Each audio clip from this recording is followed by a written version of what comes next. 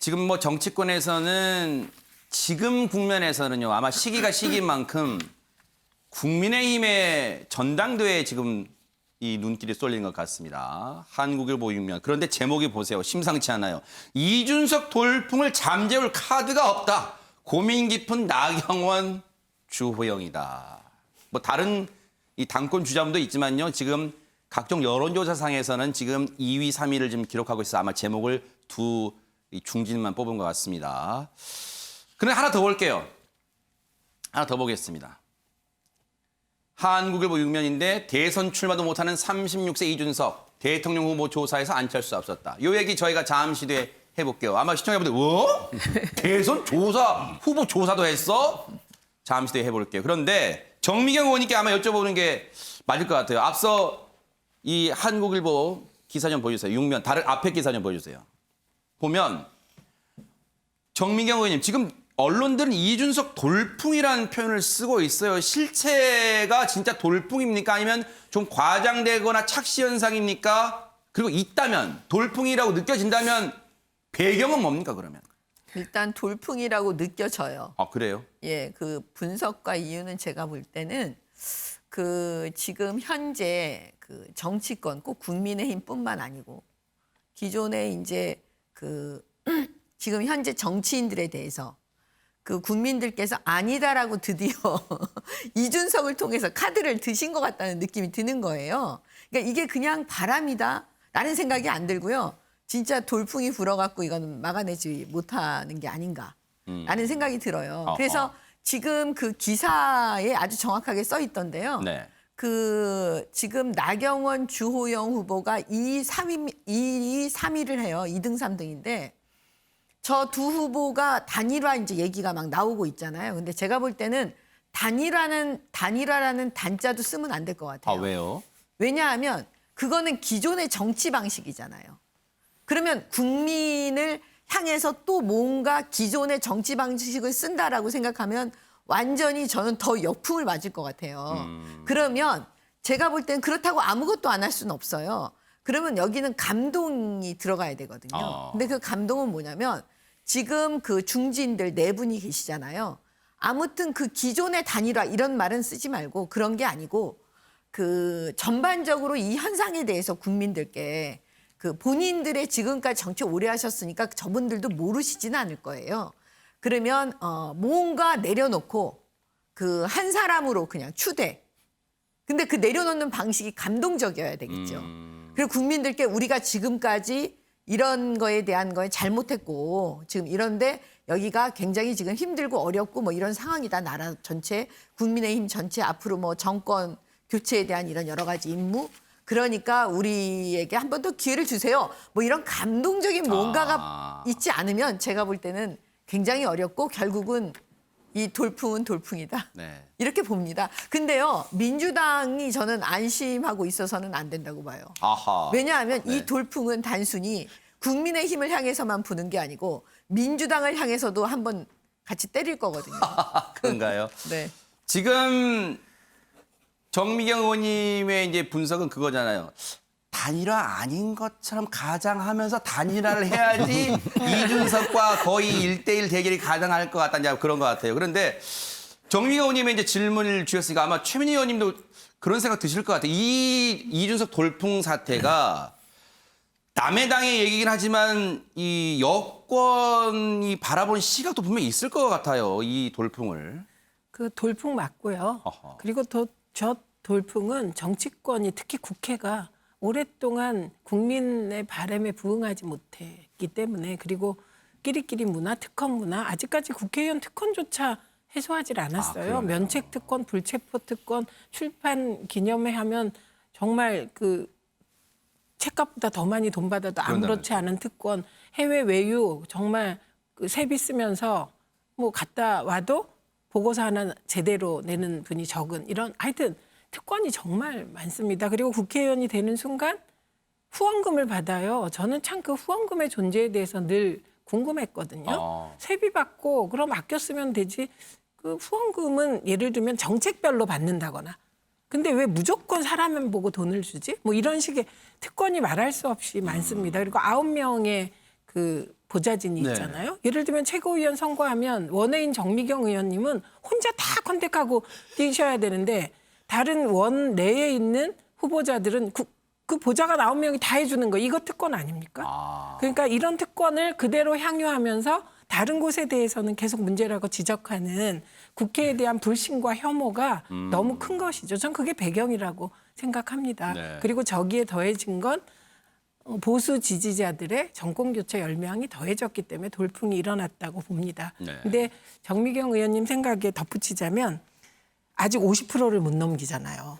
이게 지금 이 시점에 50%를 못 넘었다는 건 당원들, 국민의힘 당원들이 굉장히 고민하고 계신 겁니다. 그래서 지금 이 시점에 결정 못한 분이 23.4%잖아요. 그래요? 네, 그래서 그건 왜 그러냐면 이 돌풍은 맞는데 지지하고 싶은데 이게 어떻게 하지? 대선을 앞두고 저렇게 젊은 사람을 뽑았는데 이게 대선 관리가 잘 될까 하는 우려 또한 지금 이 돌풍에서 별로 드러나지 않지만 속으로는 다 생각하는 우려거든요. 그래서 굉장히 고민하고 있으신 거고 민주당은 여기에 대해서 다른 거 없어요. 민주당이야말로 내려놓기 해야 됩니다. 그래서 민주당에 정말 오래 정치하신 분들, 30년쯤 하신 분들은 지금 이준석 돌풍에 대해서 평론할 것이 아니라 다음에 나 불출마하겠다. 이런 불출마 선언이 연이어 나와야만 민주당을 국민들이 우리의 뜻을 알아주는구나. 저는 국민들의 뜻이 이준석이라는 개인, 이때 별의 순간을 잡았을 뿐이지 국민들이 요구하시는 건 다른 부분 고쳐라가 더 크다고 생각합니다. 그래서 민주당은 기득권 내려놓기, 이 행진이 이어져야만 이 국면이 타게 될 거라고 생각합니다. 듣고 보니까 이준석 돌풍이 민주당을 포함한 다른 정당에게도 시사하는 바가 있구나 하는 생각도 듭니다. 한국일보 6면 다음 개선 보여서 이거 보니까 유영학 교수님께 여쭤볼게요. 이것도 기현상이라고 봐야 됩니까? 지금 대선 출마도 못합니다. 지금 우리 헌법상 만 40세가 이상이 돼야지 나오니까. 지금 1985년생이가 되는 것 같아요. 제가 찾아보니까 방송 전에. 그럼 36살 맞죠, 만으로. 36세 이준석. 대통령 후보 조사에서 안철수 국민의당 대표도 앞섰다? 이 현상은 어떻게 봐야 됩니까, 진짜? 저도 경각심을 갖게 됐는데요. 지금 이준석 후보의 바람을 보면서 왜 대통령 비선거권이 40세지? 40세 기준은 뭐지? 근거는 뭐지? 근데 아마 우리나라 이제 해방 이후에 대통령제가 도입되면서 직접 선거된 거는 그 6.25 전쟁 때 아마 그게 바뀌었을 거예요. 근데 그때부터 정한 거 아니냐 생각이 들어 찾아봐야겠습니다. 찾아봐야겠는데 아무 근거가 없는 거죠. 그러니까 대통령은 원래 잘 아시겠지만 이제 계몽군주를 투표로 뽑는 그런 게 이제 미국에서 시작된 건데 지금은 대통령을 바라보는 국민의 시각이 완전히 바뀌었어요. 저는 박근혜 전 대통령 탄핵 이후에 대통령 당신 역할은 뭐야? 지금 물어보고 있어요. 국민들이 항상. 그리고 여론조사 지지율에 따라서 대통령의 정치 행보라든가 국정 운영 방향이 바뀌어요. 그리고 여론조사도 국민들이 다 이제 영향을 미쳐요. SNS라든가 공동체라든가 이런 걸 통해서 여론을 좌지우지해요. 이제는. 완전히 바뀌는 시대죠. 이준석도 마찬가지입니다. 그러니까 최민희 의원님이 잘 지적하셨지만 의회 민주주의에 대한 한계에 대한 불신이 강한 거죠. 네. 국회의원들이 기득권화된 겁니다. 그건 민주당이나 국민의 마찬가지로 이 기득권에 대해서 심판하는 겁니다. 실제로. 네. 우리가 뽑은 대표인데 대표성이 인정이 안 되는 겁니다. 그럴 때 잘 말씀하신 것 같아요. 기득권을 버려야 된다라는 측면이 있는 건데 하여튼 이 40세 문제도 이낙연 후보가 이 문제는 전향적으로 얘기한 것 같아요. 빨리 수용해야 되는 거죠. 빨리 기존 정치인들은 빨리 이 문제를 수용해야 되는 것이 여기 저항하고 반항하면 안 됩니다. 그러면 한 프로 그냥 갑니다. 네. 그렇기 때문에 이런 변화에 대해서 국민이 직접 정치하겠다는 변화거든요. 이거는요. 우리가 바꾸겠다는 겁니다. 네. 당신들 못 믿겠다. 이런 변화에 대해서 기존 정치인들이 수용해서 그 변화를 받들어서 더 제도화시키고, 그죠? 그걸 규범화시키고 이런 거를 해야만 네. 될 것이다. 네. 앞서 그 지지율 그래픽 좀 보여주세요. 굳이 따지자면 여야 통틀어서 이제 네 번째 이름을 걸치고 있어요. 지지율은 3% 한국갤럽 조사입니다만 이렇게 쭉 나고 있고 이준석 전 최고위원이 3%로 순서상은 4위. 5위는 안철수 국민의당 대표. 안철수 대표가 그럴까요? 이 여론조사 사실입니까? 뭐 그럴 것 같은데 지금 못 믿겠어요. 못 믿을 것 같아요. 이거 눈을 뜨고도 못 믿을 것 같습니다. 어쨌든 출마 선언도 하지 않은 이준석 전 최고위원이 4등에 올라왔습니다. 그런데 다음 기사 좀 보여주세요. 이 매일경제 보니까 문인철 평론가님, 이낙연 전 이 민주당 대표도 대선 출마 나이 제한 낮춰야 된다. 뭔가 공감은 하는 것 같아요. 그렇게 된다면 뭐 그 사이에 뭐 복잡하게 법도 바뀌어야 됩니다만 이번 전당대회 결과는 어찌 될지 예측 못합니다만 차기 대선 말고 차차기 대선에는 나올 수도 있을 것 같다는 생각도 들어요. 이준석 전 최고위원이. 그렇죠. 지금 우리나라에서 이제 처음 이런 이야기가 나오고 있는데요. 그 프랑스나 캐나다나 이렇게 보면은 30대 또는 40대 이렇게 그 총리들이 나오고 있잖아요. 근데 우리는 저 규정 때문에 사실 대통령이 될 수가 없어요. 40세 미만은. 그래서 이게 조금 바뀌어야 된다는 생각이 들었었는데 또 한편에서는 100세 시대에 그럼 나이 든 사람은 먹을 거냐 그렇게 이야기도 있는데요.